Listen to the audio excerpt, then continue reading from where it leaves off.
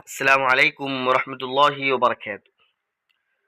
حضور صلی اللہ علیہ وسلم کے پسندیدہ اور ناپسند لوگ کون ہیں؟ حضرت جابر رضی اللہ عنہ سے روایت ہے، رسول اللہ صلی اللہ علیہ وسلم نے فرمایا، قیامت کے دن میرے سب سے زیادہ محبوب اور سب سے زیادہ قریب وہ لوگ ہوں گے جو تم میں سب سے زیادہ عمدہ اخلاق والے ہوں گے، اچھے اخلاق والے ہوں گے، اور سب سے زیادہ مجھے ناپسند اور سب سے زیادہ مجھ سے دور تین قسم کے لوگ ہوں گے۔